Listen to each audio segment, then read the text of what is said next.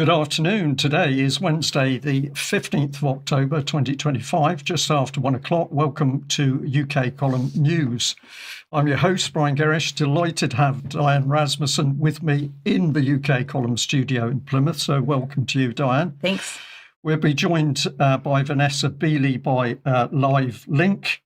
And we've got a very busy and I think quite an interesting UK column news today, because there's an overwhelmingly female theme to it. Of course, the series Gutsy Women is one of the series for UK column news. Both you, Diane, and Vanessa feature on Gutsy Women. But we've got a number of guests with us today, also women. So this is really interesting. Now, Vanessa, you're going to kick off with an update on, well, the so-called peace deal in Gaza. But the more I read, the more personally I become disgusted with how this is being presented. And it seems to be biased purely in favour of what is good for Israel. But that's my personal take on it. As I've said, we're going to be having a look at Gutsy Ladies, and in particular, the power of activism to fight back against the pernicious policies that are unfolding in the UK. Vanessa's also got a section having a look at, beg your pardon, Diane, let's bring you in first, because you were talking about what's happening with education libraries again, and in particular the grooming of the minds of children. And you've got a guest, Cathy Mudge, who's going to hopefully join us to be talking about the activist side as well. Vanessa's going to be taking a look at Syria and terrible things to do with children and trafficking. We're going to end by having another look at activism in a rather different and rather poignant form. We've got a very good extra today. If you're a UK column member, you can join us. So first of all, Vanessa, welcome. And what are you seeing in Gaza? Well, I mean, it's certainly not a peace deal. I agree with you there, Brian. It's at best another ceasefire agreement that's already been violated by Israel. At worst, of course, it's a peace trap set by President Trump and his cohorts of ludicrous world leaders that met with him in Sharm el-Sheikh in Egypt. So let's first of all look at a couple of videos from that meeting. First of all, Trump making ludicrous claims about humanitarian aid rolling into Gaza. So let's roll this. War in Gaza is over. Humanitarian aid is now pouring in, including hundreds of truckloads of food, medical equipment, and other supplies, much of it paid for by people in this room. Civilians are returning to their homes. So according to Trump, aid is rolling in. We'll come on to that in a second. But I did just want to show Starmer in all his glory. He was basically hidden behind a plant at the back of the group for most of the meeting. And when Trump was speaking, he strategically placed himself directly behind Trump, I think, in the hope that he would be allowed to speak. And Trump at some point calls him out. And let's see what actually happens. United Kingdom. Where's United Kingdom? Where's our friend? Where? Come here. Is everything going good? Very good. That's very nice of you here. These people all came in like 20-minute notice, and I think it's fantastic. And we have so many others, and just so many others. Starmer really firmly put in his place there, obviously expecting to speak and not given the microphone. But let's move on to more serious matters. So as I said, Israel is already cutting back on the amount of aid that is being allowed into Gaza. Rafah crossing with Egypt is still shut. The number of trucks being allowed to enter is about 50% of those that were promised, so 300 rather than 600. And of course, remembering that there were thousands of trucks coming in on a daily basis when Gaza was still standing prior to October the 7th. And effectively, the claim by Israel is that Hamas has not yet handed over the bodies of the hostages that were killed in the Zionist bombing of Gaza. Hamas has, in effect, handed over some of the bodies, but are still searching for them. Of course, the bombardment since October the 7th destroyed the equipment that Hamas needs to actually move the rubble and identify and find the bodies to hand over to Israel. And that's also been confirmed by the Red Cross, that is also saying this kind of procedure is going to take weeks, not hours or days. Then on October the 14th, Israel violated the ceasefire with deadly attacks on Palestinians, killing 9 people in Gaza that, according to the Israeli claims, went too close to the new yellow line, which the Israeli forces have withdrawn to. So they were killed both by quadcopters, artillery fire, and sniper fire. And then basically, as they were leaving, the Zionist forces burned much of the properties that they had occupied in Gaza. This is a report in Al-Hahad English. They torched Gaza homes, but not only the homes, they torched also the sewage treatment station, and humanitarian aid that was waiting to come into Gaza was burned, according to multiple reports.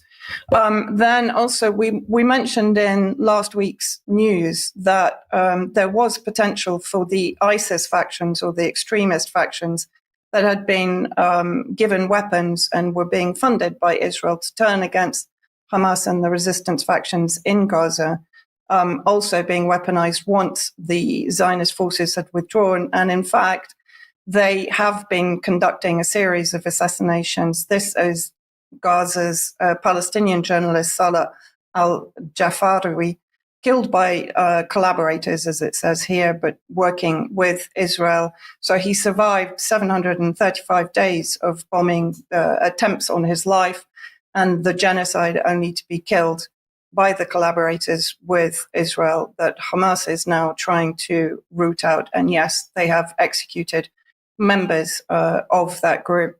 The prisoners that are being released, I think it's upwards of 2,000 prisoners that have been released by the Zionists. Of course, there's thousands more still in the Israeli jails. This is just one video, some very moving videos that shows the extent of physical and emotional torture that these prisoners have gone through. Some of them have been held for months, some of them have been held for years. This is just one clip of a busload of prisoners arriving back in Gaza. So if we can just play this.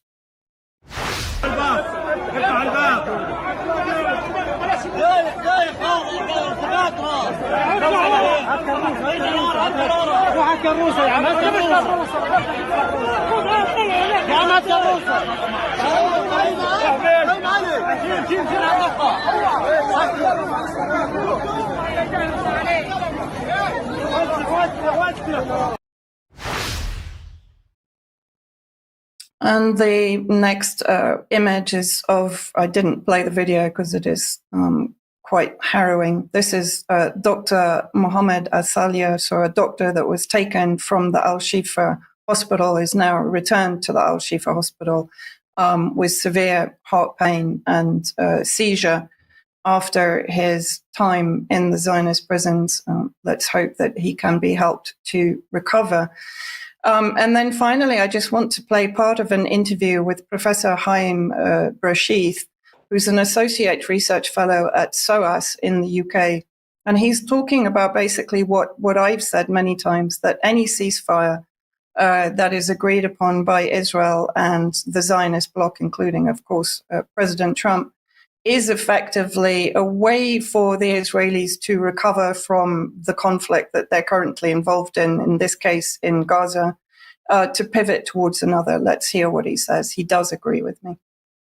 The United States is doing. The United States is ceding military bases everywhere. The Chinese are actually building.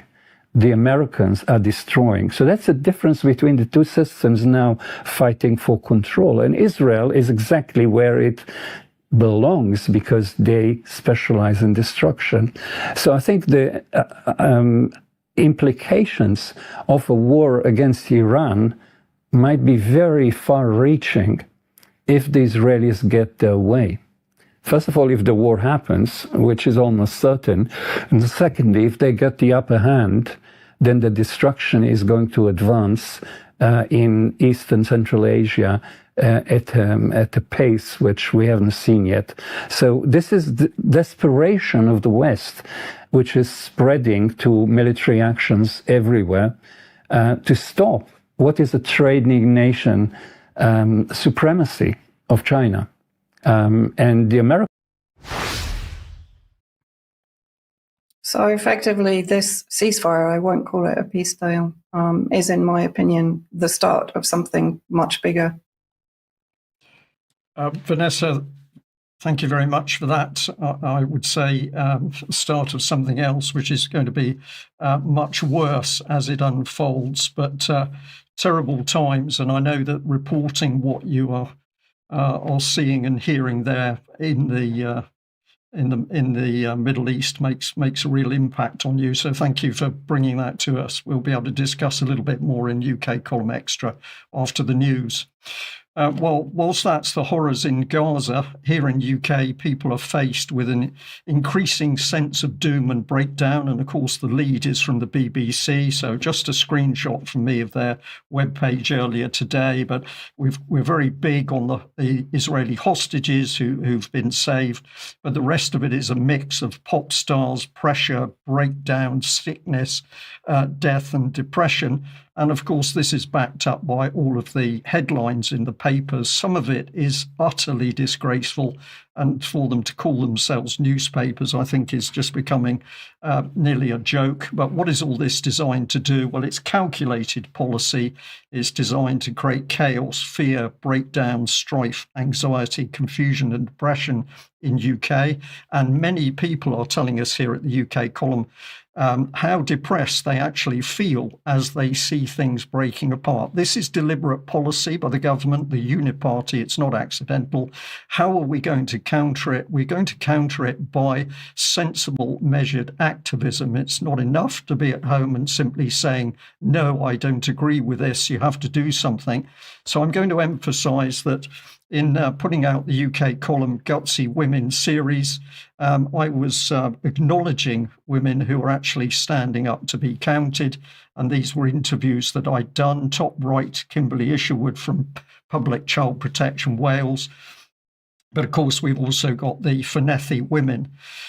So a couple of days ago, I was able to interview Kim Isherwood. And I remember this lady has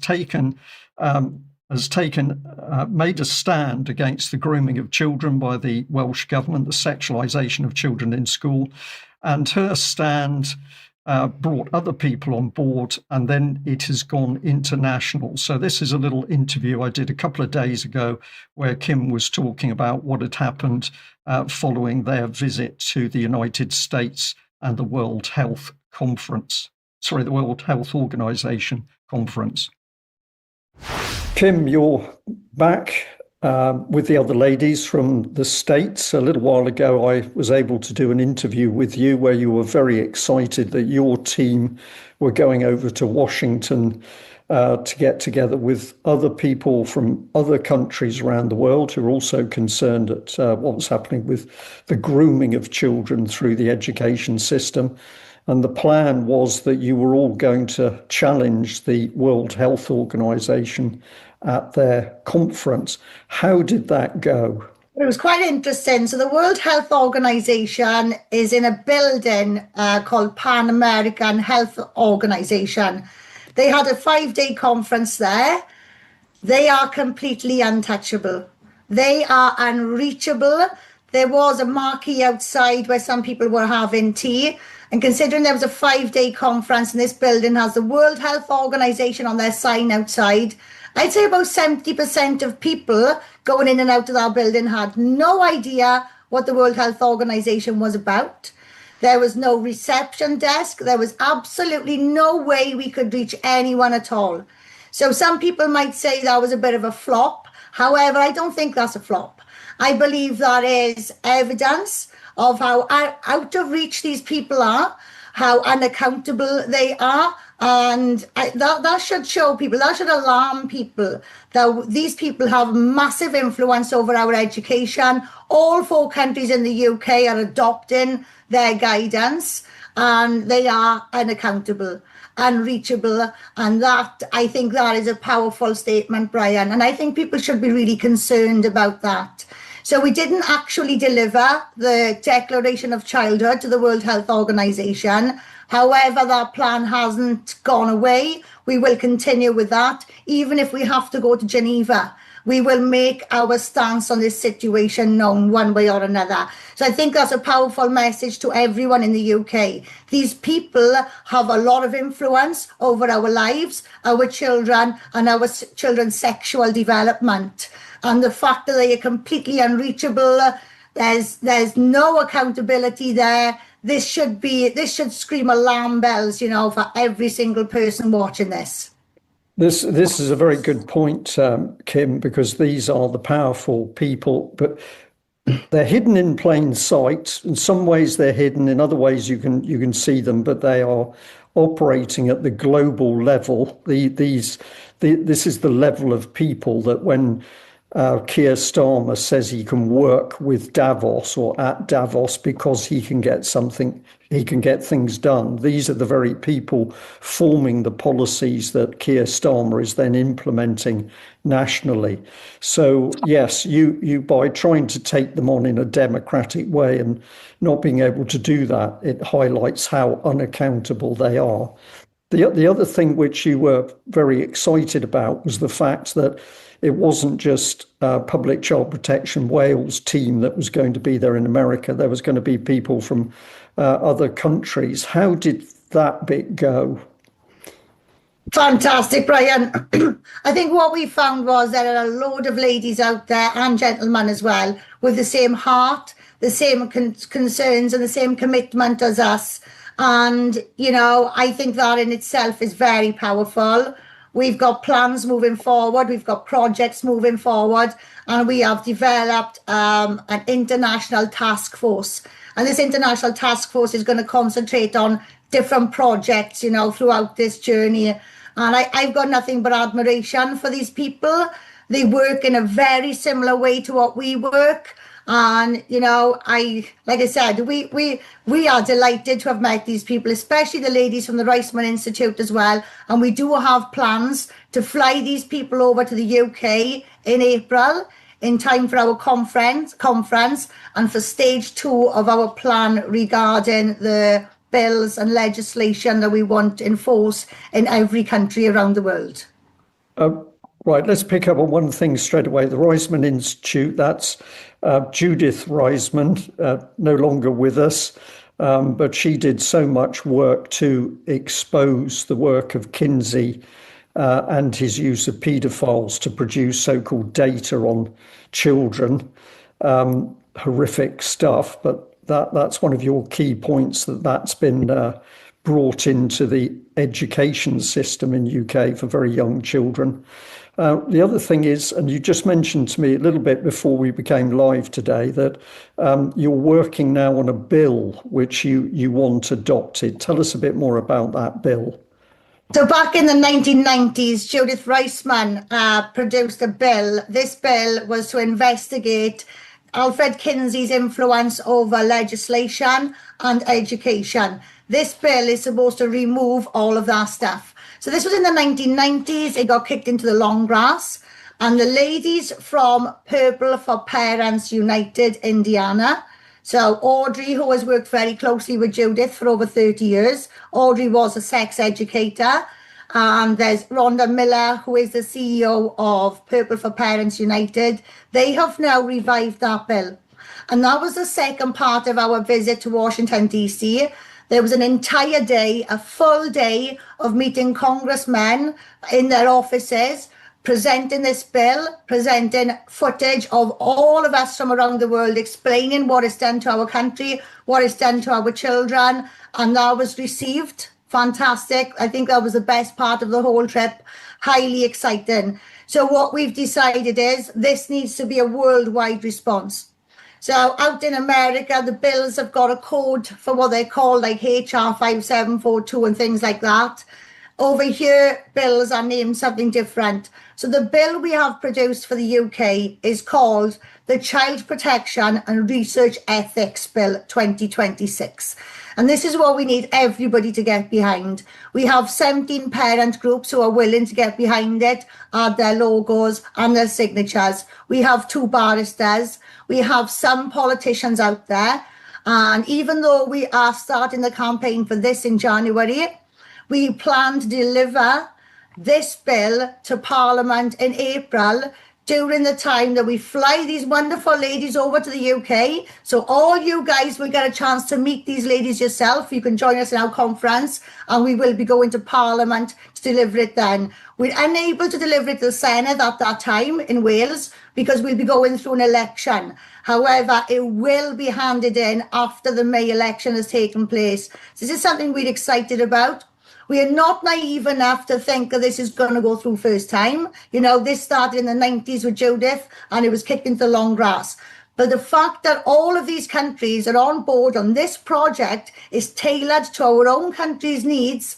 We've already got people behind it. We're going to keep pushing it. We've got a piece of paper that we can actually fight with now, Brian, you know, an actual bill, a piece of legislation that should have been enforced a long, long time ago. So that's something we're massively excited about. I know our followers are delighted with that as well. And I cannot wait to see what the next year brings. Well, what a fantastic woman. And she has achieved so much initially with the drive and enthusiasm, her own drive and enthusiasm. But of course, that brought other people on board. And this is the whole point, that if we sit and do nothing, we achieve nothing. And if we stand up to start doing things, we can achieve a huge amount. So from South Wales to international, all is the work of this group, Public Child Protection Wales.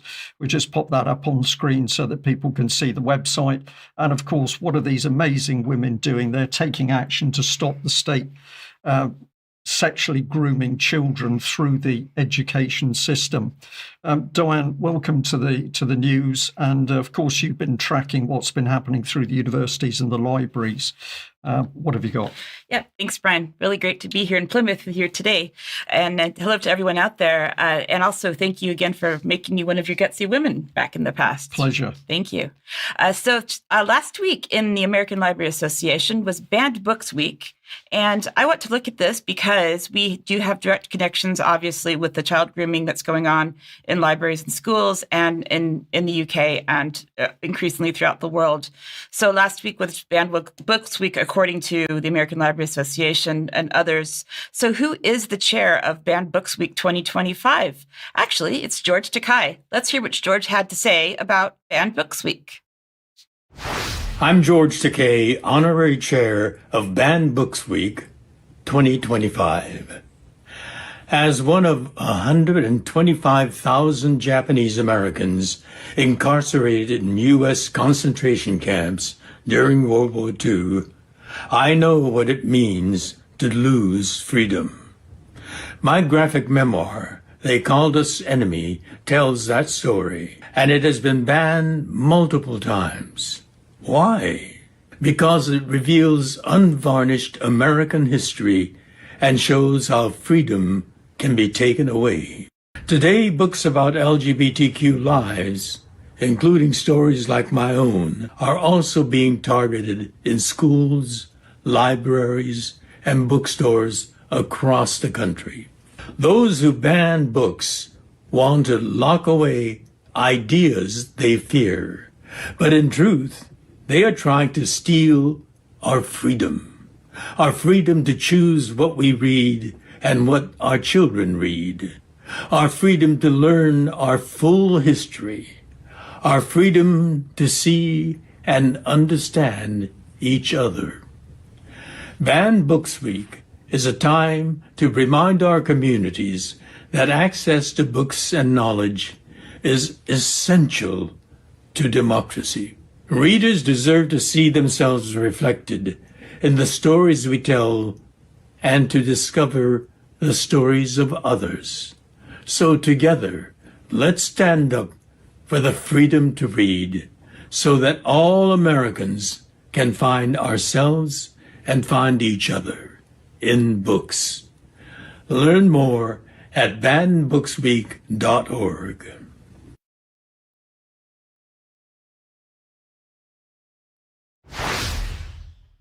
So what do you think, Brian? Are there any banned books? What do you think?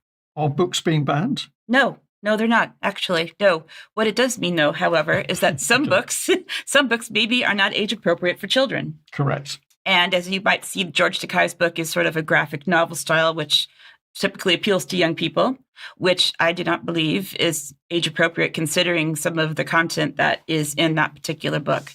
So let's take a look at some of this in greater detail, where this comes from and where it leads to. So the American Library Association has something that's called the Office for Intellectual Freedom, which actually, if you look at it, is really kind of the opposite. We look at things like that go in front of adults and in front of university students, that they want to ban those things, but they want to put everything possible in front of children. And that's kind of their whole agenda.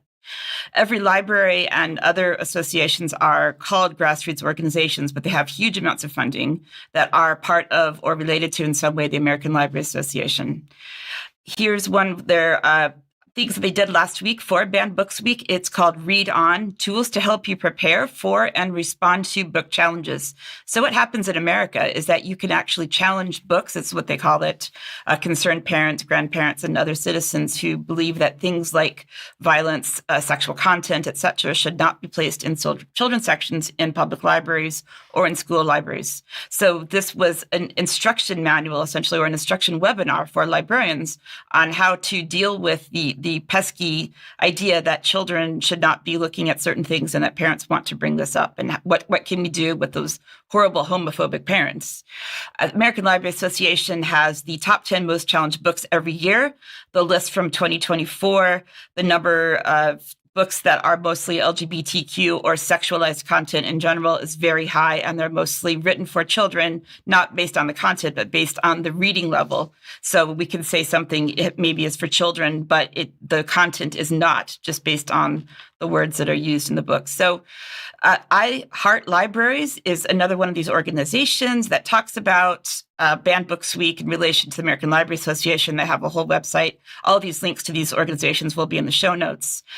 Amanda Jones, I don't know if anybody remembers when I talked about Miss Jones last year, I believe it was, on UK Column. She wrote this book called That Librarian, which has a large range of I wouldn't say that it was academic or intellectual or library professional information, but it certainly was a polemic about how much her life was horrible when people started to challenge the books that she was putting in front of children. So if we look at this information here, she is now one of the world's most influential rising stars in the top 100, according to Time magazine. And she has a wonderful profile written about her by Sarah Jessica Parker, who is the executive producer of a documentary that was released recently called The Librarians, which features librarians like Amanda who are all about putting sexual content in front of children. And this is a quote from the book that I reviewed for the Scottish Union of Education and as well as here on UK Column last year. And I just want to read the words of Amanda Jones that was in this book that has all kinds of funding behind it. Quote, "Have you ever just wanted to punch someone in the face with all your might? Maybe someone has said something awful to you, and the thought crossed your mind that a good ass whooping, sorry, Brian, would wipe the smirk off their face and teach them a lesson. I don't advocate violence, but I have thought about how good it would be to feel my haters in the groin." And the haters are the people, of course, who are challenging putting this content in front of children. The Influence Watch website talks about ALA, and we can see their budget from 2022 is billions and millions of dollars, $91 million in assets as of 2022. So there is obviously huge amounts of globalist funding and other types of funding going behind the American Library Association. This is their number one banned book from 2024 called All Boys Aren't Blue by George M. Johnson. If I could just quickly read the synopsis from the back cover there, saying, George, by the way, is a they, them. From getting their teeth kicked out by bullies at age 5, to their loving family relationships, to their first sexual experience, there we go. Those powerful stories wrestle with triumph and tragedy, weaving a rich tapestry of experiences both everyday and extraordinarily.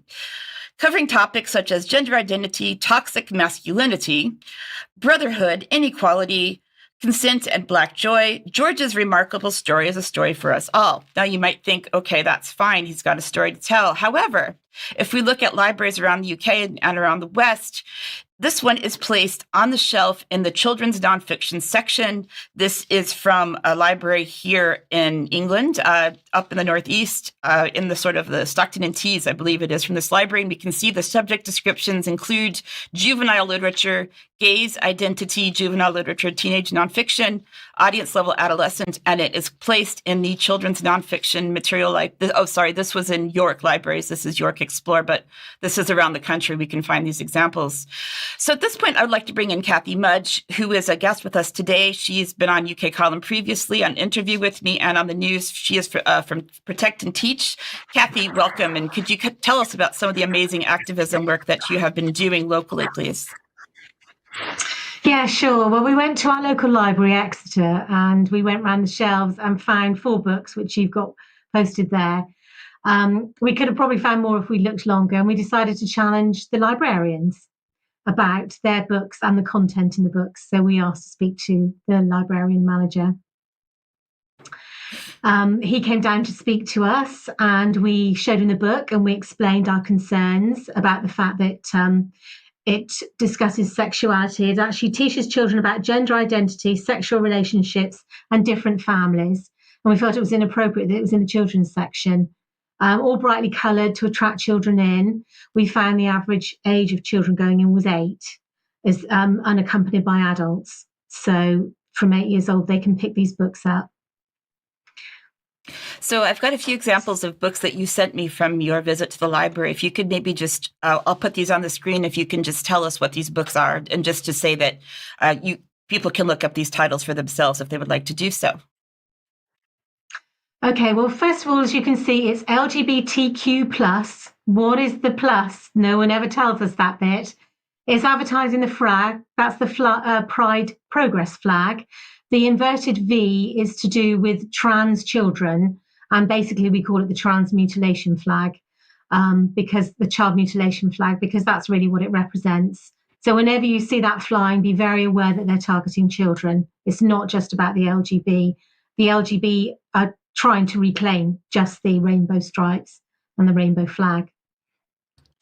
So that was one book we found. Again, you can see on the front there, it's all about, it's mixing things up. It's queering children, really. Again, linking in with your earlier talk that you had about Wales and the work they're doing there. All of these books, we don't want them banned. We just want them in the adult section. If an adult wants to get it out, by all means do, but I don't think that children should be able to. They're also holding a queer day there, a queer fest on Saturday in Exeter Library, where children and families are invited to go in and discuss being queer and how to introduce LGBTQ into your school. Yeah. Yep. And so we've got here, if we could go on to the decolonization issue, Cathy, as I've covered previously on UK Column, decolonization in university settings and museums and increasingly other organizations are basically what they're doing is changing curriculum, changing books in libraries, changing what students are being taught at all levels, because we can't, for example, have white men from Britain. Sorry, Brian, not allowed, because, you need to be decolonized. So here's an example from the University of Exeter, decolonizing your reading list. And so this is happening in universities around the UK. So anything written by a straight white man, sorry again, Brian, needs to be decolonized because it is no longer considered to be inclusive or diverse enough. So Cathy, just a bit more here that you've done some FOIs on what they were doing with decolonizing the library collections at the University of Exeter. So what happened when you sent that FOI? So following up from working with children, we wanted to find out what they were doing with their books and the books they were teaching teachers with at Exeter Library. So we sent an FOI in which we wanted to find out the minutes of their decolonisation meeting that they held regularly and who was funding them, because we'd really like to know who's paying for this decolonisation, where the money's coming from, because I think that would be very interesting. And they refused the first 2 questions of our FOI, which you can see there. And they said they didn't hold any information. They basically done a computer search and they didn't show up. So I didn't believe that that was possible, that you didn't have minutes of meetings, which sound as though someone would have been keeping them somewhere. So I asked for an internal review. And again, after the internal review, they felt happy that the computer search they'd done on my original questions was fine. So I've now sent it on further to the Ombudsman. Hopefully we might get some feedback there, but minutes should not be hidden. What are they doing there? They're involving young people. That's what we found. We found from their pictures, from texts on Twitter and stuff, asking young people which books they'd like to be removed from Exeter University. So they start at university at 18 and start removing the books that they should be being taught on. And as you know, there's an issue with that then for people who want to get books out. Absolutely. So I think the real hypocrisy here that's going on, Brian, is that we're attacking the children and putting everything in front of them. And if we don't agree with putting sexual content in front of children in the library sections, then we are somehow homophobic. And if we are against the fact that we are removing things like British history from British libraries and British university teaching, then we are not inclusive. So we see the inversion happening here, Brian. Yeah, absolute inversion. Absolutely. So what I would like to point out is tomorrow I have an article that's being published on the Scottish Union for Education Substack, which will be available. And I'll also continue to maybe share that through UK Column as well, if that's possible. This will be about my coverage that I've done previously on Granddad's Pride, Granddad's Camper, where we see exactly what they're trying to do with children, to parentify children and to put symbols in front of children that do not belong in front of them. So that's quite an extensive article that will be out tomorrow, Brian. And just so everyone is aware, next year's Banned Books Week has already been announced for the 4th through 10th of October, 2026. So we have something to work toward, not to support, but to say no books are banned. They are just maybe hopefully placed in the right place in the library, Brian. Yes. Okay. Well, we thank Cathy for that report. And of course, Cathy is another activist that has absolutely been pressing to expose what's actually happening. Now then, we've got come on to a slightly different section now, because we're back on the subject of activism. And back in 2021, UK Column was reporting on a lady called Debbie Hicks, who had exposed that a hospital, Gloucester Hospital, was empty with regard to COVID patients. And she was ultimately arrested for filming an empty hospital. This is how desperate the system was. I spoke to Debbie a couple of days ago, and she was telling me about an event on the 25th of October, what it's about and what she is trying to do as an activist. So absolutely, we're staying on this theme of activism and these wonderful women who are making things happen. They are not sitting at home just commenting about what's taking place. So let's have a listen to what Debbie Hicks had to say. Hello, Debbie. Thank you very much for joining UK Column News today. Now, a little while ago, I was given an advert for an event in Cardiff. It was near the Nye Bevan statue. Nye Bevan, of course, being the man who created the NHS. And the leaflet, or the advert was about no to digital ID and no to conscription in the military. So you've been helping set this up. What is it about, and what do you hope to achieve? Yeah, the event is a day of outreach that's planned. It's not a rally. It's not a march. It's a day of outreach. So we're planning to leaflet as many people as possible about digital ID and about conscription, and to go around to shops and businesses and talk to them and have as many conversations as possible. So it's about digital ID. It's about resisting digital ID, about how to not comply, saying no, what people can do, but also linking it together with the likelihood, the very strong likelihood of war conscription in this country that Keir Starmer and Rishi Sunak have talked about over the last couple of years. So it's putting those two messages together to get people to see that this digital ID is likely to be used for war conscription, to coerce people. Debbie, I certainly share your concerns over that. And a little while ago, Charles Mallet and myself did a recorded conversation about the military advantages. I can look back on my own career, and there was a lot of time that I really enjoyed. I learnt lots of things out of it. But the thought of fighting one of these proxy wars on behalf of Keir Starmer, truly frightening, a really disgusting thing. And both Charles and myself felt that we couldn't, in 2025, recommend the military as a career to young people because of the risks. That's one point. And the point I'd make to you is that we discovered a little while ago that the MOD was boasting it had more young cadets than actual people in the military in the British Army. So there's no doubt at all that they are eyeing up young people as a means to filling the armed forces, presumably for yet more proxy wars overseas. Yeah, no, absolutely. I mean, for me, I'm, one of my driving forces as an activist. I've been an activist most of my life. Last 5 years, I've been quite prolific and known for my anti-lockdown activism and also for keeping cash. And my driving force in particular is my young son. I've got an 18-year-old son. Not just my son, I just see this whole younger generation. I don't want to see them as cannon fodder, Brian. I'm sorry, I don't want to lose my son in a bankers' war.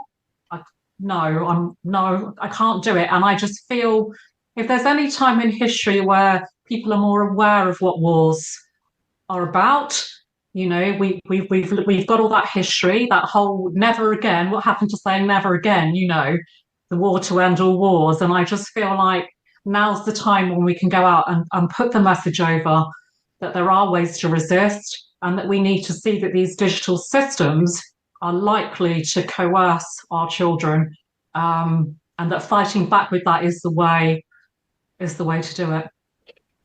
Now, something that is an important part about this gathering of people in Cardiff, and just to make sure, it's the 25th of October at 11 o'clock.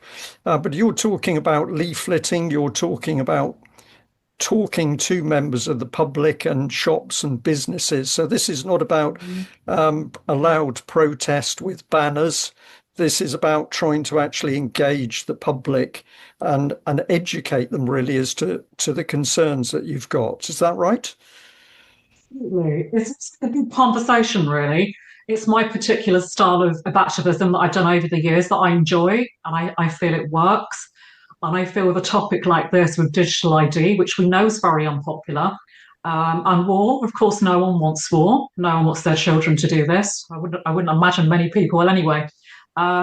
I feel that we can do this in a non-partisan way.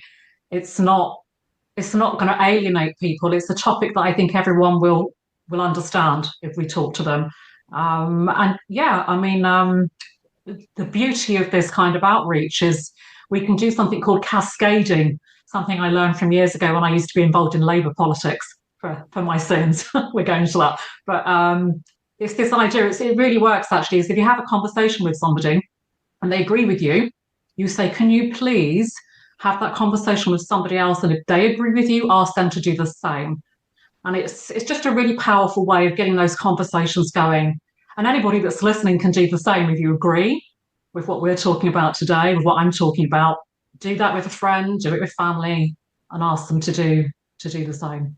Yeah, Debbie, this is excellent, and it certainly fits the encouragement the UK column's been giving the audience of not to just sit there and get depressed and anxious at what's happening, is to actually stand up and do something.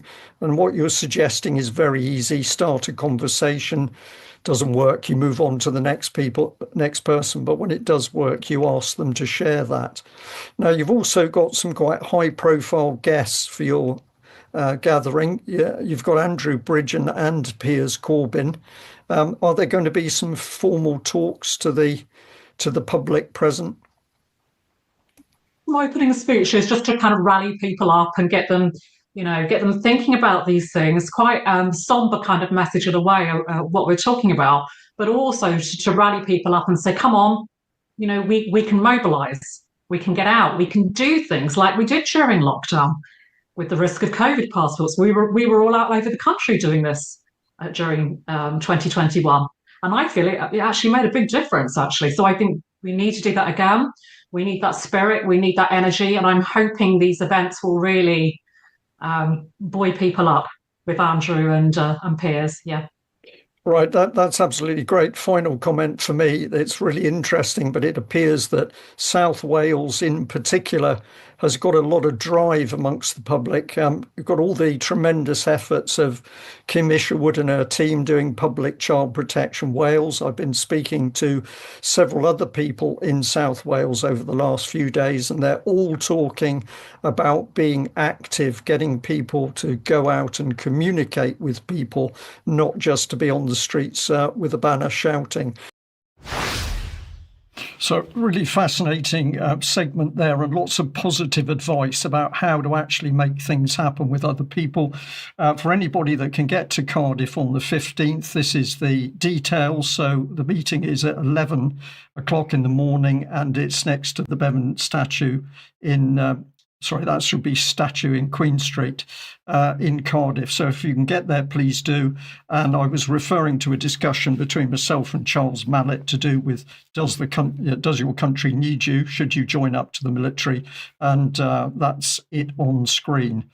Now, we'd like to say that many people still don't understand that UK Column has got a website, and we've had a website, of course, for nearly the 20 years we've been going. If you have a look at it, there are thousands of videos and articles, a huge amount of information. And to get best effect of the website, if you've got a topic, go onto UK Column website and actually use the search bar to see what information and articles and video clips come up. As a way of starting your research, and of course also finding your way around the enormous amount of material that's on our website.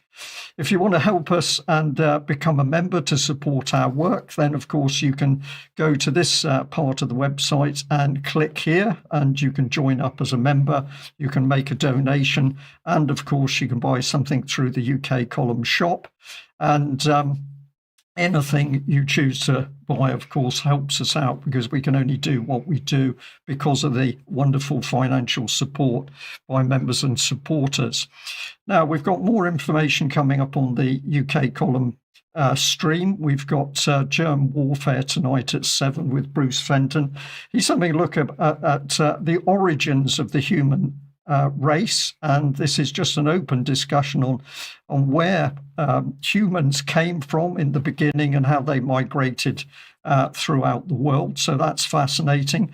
We've also got Charles Mallet with Morgan Lorette, and that's entitled A World Full of Mercenaries. That's tomorrow at 1 p.m. The Patrick Henningsen talk from the Hope Freedom Music Festival a little while ago. That's now up on the UK Column website. Do have a listen to what Pat had to say. And of course, there'll be further information and talks from the rest of the UK Column team. Now, we've got this one, which is another major event in London, central London, at 1 p.m. Saturday, the 18th of October. This is to protest against digital ID and all the laws coming in around that. And Patrick Henningsen will be present in London, so that will be worth attending if you can. And I think we've got a couple here for you, Diane. Is that right? Yeah, thanks, Brian. This is an article that was published on the UK Column website a few days ago. Speaking of all of the thousands of articles we have on the website, this one is by Sarah Newland. This is part 1 of 2 about surrogacy, about the dystopian situation around surrogacy and what it causes and what's happening. And she spoke about this article and her work on surrogacy just a few days ago on Wake Up with Sonia Poulton. So check out her interview there and also read the article on our website. And as well as talking about digital ID events, I will be speaking at a major digital ID event in Newcastle on the 1st of November at the Monument at 12 noon, along with Fiona Rose Diamond and at least one other speaker. So it should be a great event if you are with me up in the north, or if you're not, come to see me anyway up in Newcastle on the 1st of November. Okay, thank you very much. All about activism, meeting people, meeting up, being able to do things together. So this is very positive stuff. Lastly, just give another mention, of course, to UK Column on Location coming up this Saturday. It's going to be brilliant to see you all. I'll just say that we are pressing as much as we can for anybody who's up in the area on Friday to register, book in for the UK Column event between 6:30 and 8 o'clock. This will help us on the Saturday morning ease some of the pressure of people coming through. But it's going to be wonderful to meet you there. And of course, we will be talking to the online audience. So if you can't come to the actual event, well, all the tickets are gone now. But if you want to come in over the internet, then you can get an online ticket, and we will be speaking to you as if you were in the room with us. Diane, you've got a quick update on Fornethy. Yes. Fornethy ladies. Yes, thanks, Brian. So the Fornethy Residential School trial against Patricia Robertson, I can say at this point that the jury is out. We are currently waiting for a decision. There was some mainstream media coverage of the start of the trial a few weeks ago. Here's one example from STV News talking about the start of the trial. This was just from the first day, but I can say that the trial is almost over as soon as we get a decision. I went to attend one day of the trial and listened to some testimonies from, at the time, was 3 former staff at Fornethy Residential School who testified, examined by the Crown prosecution. And here's just a photo of some of the women that were with me who are Fornethy survivors who have been attending almost every day of the trial. This was outside of the High Court in Glasgow. And some of these women are familiar to UK Column because Brian has interviewed them previously as gutsy women. So more women speaking out and trying to fight for their rights and justice that they deserve. Brilliant. Thank you very much, Diane. Vanessa, let's bring you back with us. And you've got a report about what's happening with children, and I think including trafficking of children. Looks very much like it. I mean, basically, somebody tagged me into a video post yesterday on X, which was slightly alarming when I first looked at it, but got increasingly more alarming the deeper down the bunny hole that I went. So let's just play, first of all, a section of the video that was on X, and this is Tim Ballard speaking. We just crossed, I think this is our 177th border crossing in the last 48 hours. The way we infilled was not traditional, but very much deliberate. We basically leveraged several different partnerships, but look, you don't know who is who anywhere, especially when you enter Syria. Once we got in, it was mission accomplished. We got to see everything. We saw all the people we wanted to see. We got the evidence we needed. This evidence is going to be valuable because it's the thing that triggers the clause in the agreement between Syria, U.S., and Jordan that allows the United States to come in and secure the corridor.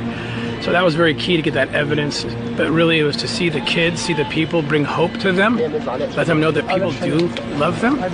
They feel very unloved, and I don't blame them because nobody in the entire world of billions of people has done much of anything. It's just crazy.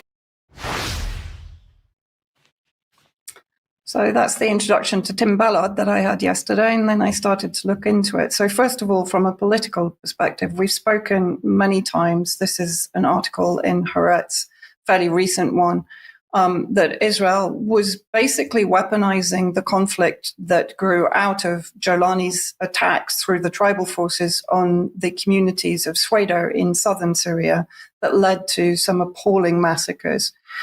Israel seeks humanitarian corridor of influence in Syria, threatening regime stability. Regime, of course, is now the al-Qaeda regime put in power by the British, Israel, Turkey, and the US.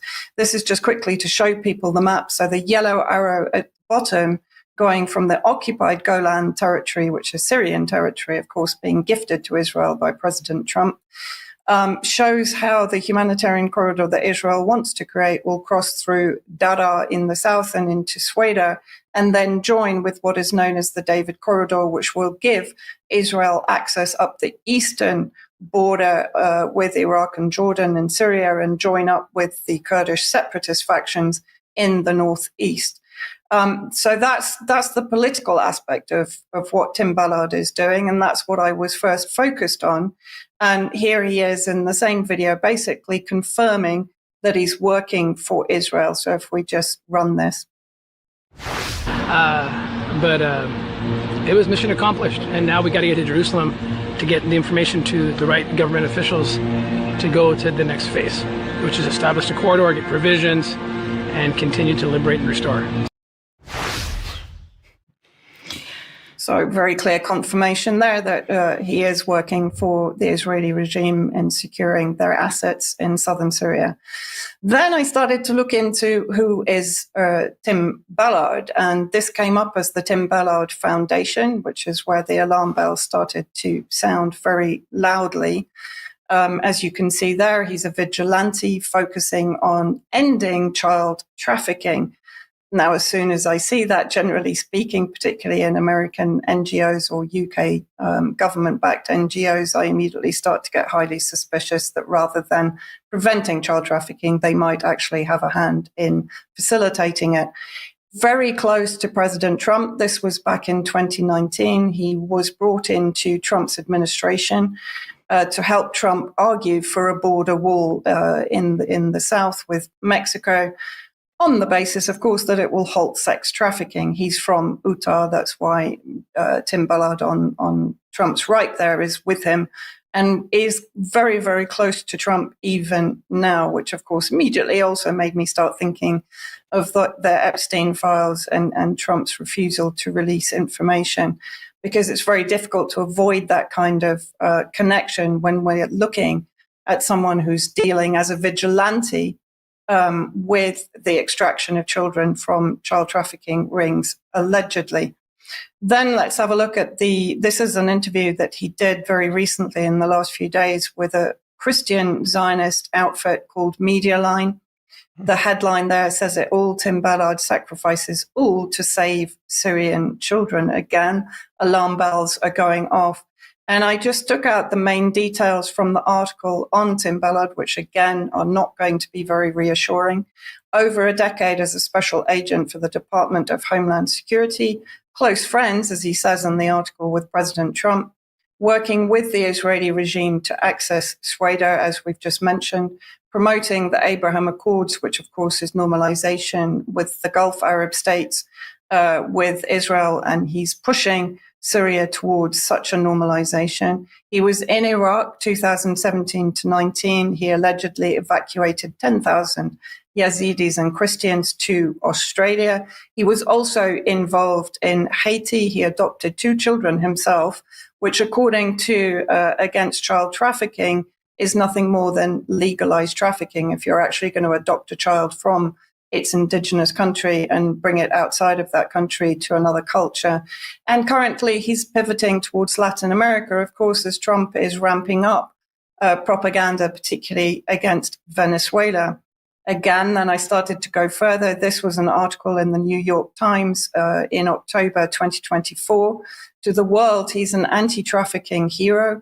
Women tell a different story. So what is this all about? Effectively, 6 women have brought cases of aggravated abuse and assault against them, sexual abuse. If we actually look at one of the examples in the article itself, and then I'll cover several more.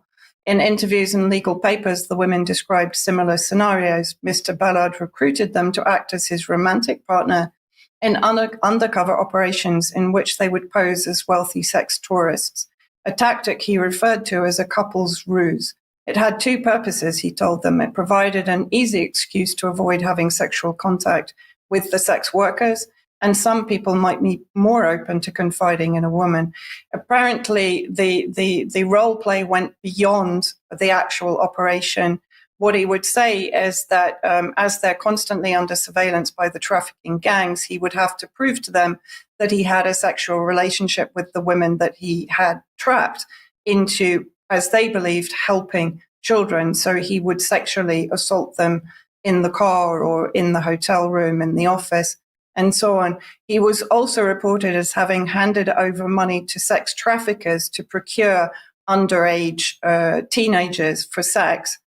which, as someone said, that's tantamount to creating a market for the very thing that he's ostensibly trying to prevent.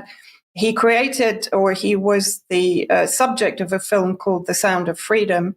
The executive producer on that, Paul Hutchison, was actually filmed, for want of a better word, groping an underage teenager on film.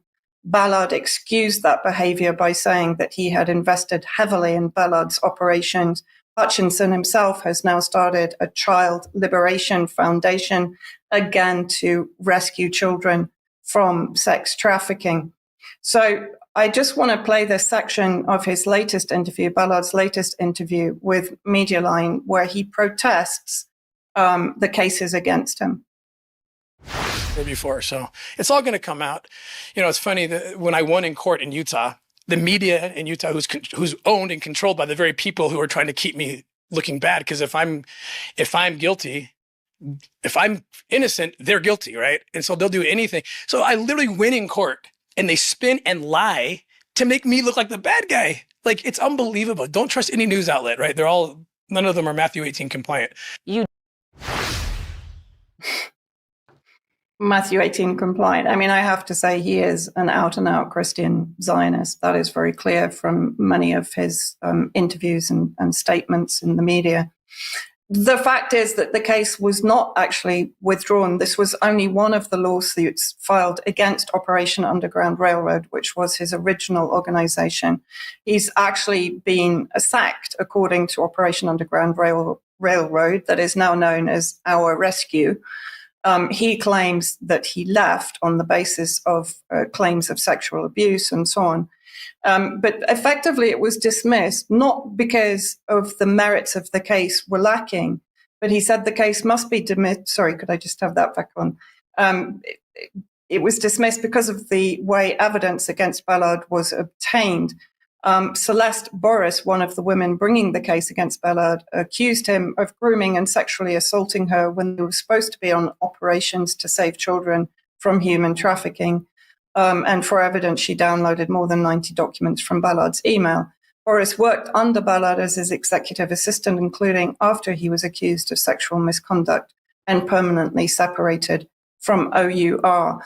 As I said, I've only just started really in the last 24 hours to go down this really rather sinister and sordid bunny hole. But the fact that this guy is now in southern Syria actively involved with the so-called rescue of children, I find extremely disturbing. Vanessa, thank you very much for that report. The key bit is that truth is coming up to the surface, and its exposure, which is the first thing which has to happen in order to deal with these horrible things happening. So thank you for all your effort in keeping tabs on what's happening there. Now, we're coming towards the end of today's UK column news. Diane, you're going to give us a little bit of a light-hearted look at fear, I think. Yes, Brian, I think the only thing that we can do at this point is laugh at the fear that they are putting in front of us, especially as it relates to the fact that it is now autumn and getting colder, and therefore we are all apparently going to fall dead of sore throats, from what I've heard. Does that make any sense?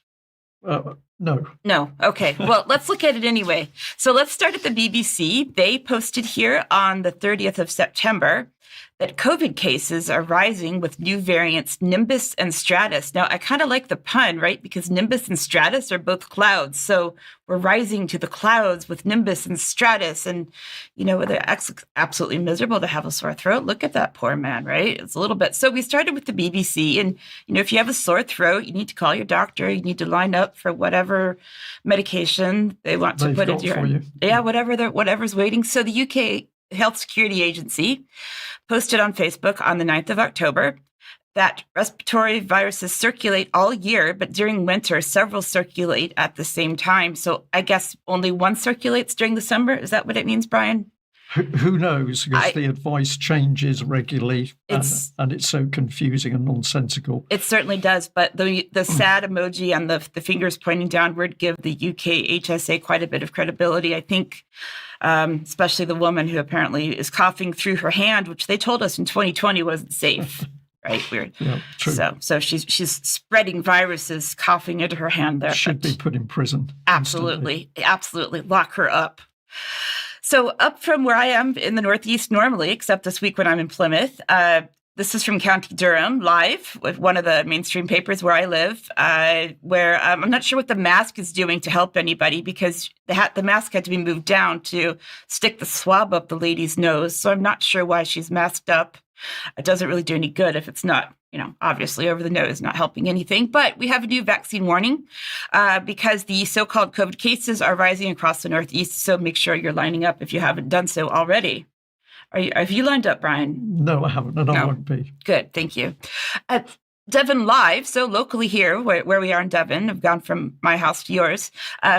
Medical experts have explained when YIOU, so we've got a typo there, that I think maybe the vaccine got to their spelling abilities, need to test, and when you need to see a GP. So exactly how to tell if you have a cold or the new COVID strain. So do you have a Stratus or a Nimbus COVID, or what do you have? Well, of course, it's nonsense because nobody can get to see a GP anyway. So the advice is completely rubbish because you cannot see a GP. That's a very good point.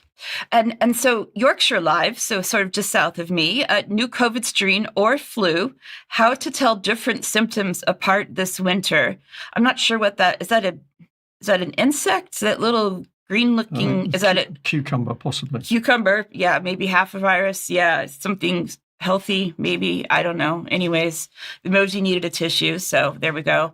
According to this particular source, the new study finds COVID-19 infection can alter sperm and affect brain development in future children. Can't be the vaccine. It's got to be the COVID infection. That cold is going to affect the sperm of these men who want to conceive children. Can't be the vaccine, can it, Brian? Well, and the phrase future children to me is very creepy. So that's a special little advert. Future children, that might be that dystopian surrogacy that Sarah Newland has been writing about for us. The Express says Brits urged to do so isolate. So again, there's those spelling and grammatical issues occurring in people in the mainstream. Occurred to do isolate now if infected with new COVID strain as cases soar. Now, my biggest question, and I put this one on my own Facebook page, Brian, is why is it that the woman is masked up all alone in her house? Who is she going to give? Does she have a dog that might get the virus? Like what? I don't know.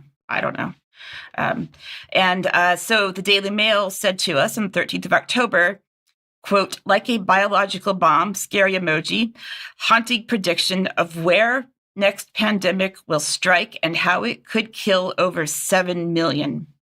So we don't know what this is, but it could be that scary virus is out there. It could get us any moment. We don't know where, but it's out there.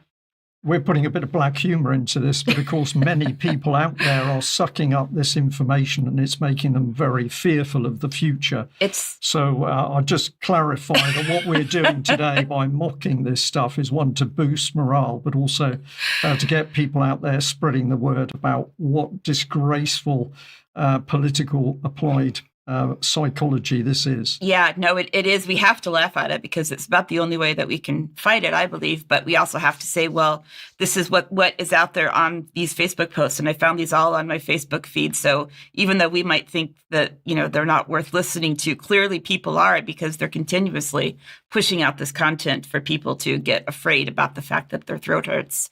So just one last thing I have here, and this is obviously not true. Breaking news is AstraZeneca is now available in powder form to encourage more people to get vaccinated.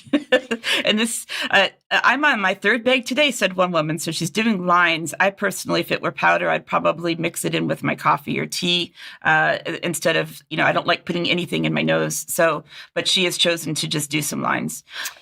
Okay, we'll leave it there. We'll leave it there, Diane. But if people can smile, they are doing a great job in boosting their physical and mental well-being to deal with this stuff. Now, we must end because we've run over slightly for today's UK column news. But my last comment is a very positive one, is that yesterday I was able to be with Kate Markland, who was telling me how a single FaceTime call once a week with her son, who's been taken away from her by social services, that single call once a week for 9 months allowed them to develop a book. We just popped the image up on screen. Initially 6 short stories, now a 258-page book. So good has this exercise been that Kate has been invited into 9 schools and has helped over 460 children in various schools to also learn how to write stories for themselves. So there's a very positive note for a mum who suffered the horrors of having a child taken away from her. But by using that telephone call, she's done tremendous good, not only for her son, Gabriel, but also for herself and other mothers. We must end there. We've got UK Column Extra coming up for our members. We've got a lot to discuss. We'll also have guest Kimberly Isherwood, who will be telling us more about her activism. And I will be surrounded by gutsy women. That's it for today. We'll be back for UK Column News on losing track of my days. Where are we? We will have a